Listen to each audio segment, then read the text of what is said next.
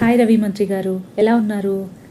నేను మీకు గుర్తున్నానో లేదో నాకు తెలీదు. నేను మీకు మెసేజ్ చేశాను, నాకు మీ 2 బుక్స్ చదవాలని ఉన్నది, కానీ నేను ఎమోషనల్ అయిపోతానేమో అని భయం ఉంది అని.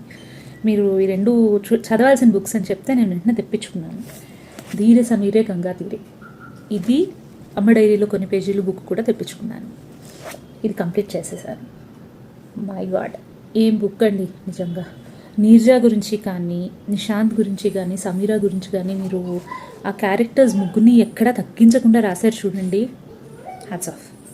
అదే కాదు, చాలా అంటే చాలా నాకు నచ్చిన విషయాలు ఉన్నాయి. కలకత్తాని డిస్క్రైబ్ చేసిన విధానం కానీ, నీర్జా ఈర్షనలో తెలిసి ఐ మీన్ అది అసలు ఆ పాయింట్ మీద ఒకటి రాశారు మీరు పారాగ్రాఫ్. నిజంగా అది అందరికీ తెలియాలి, అందరు ఆడపిల్లలు మగపిల్లలు అంతమంది చూడాలి, ఆ పారాగ్రాఫ్ ఖచ్చితంగా చదవాలి అని మాత్రం నేను అనుకుంటున్నాను.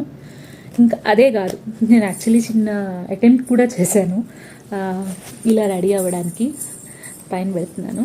అది కాకుండా నాకు చాలా బ్యూటిఫుల్ మెమరీ ఇచ్చారు. ఈ కలకత్తా అన్న పాయింట్ ఏమో నాకు తెలియదు. నేను యమహానగరి సాంగ్ పాడడం మొదలెట్టాను.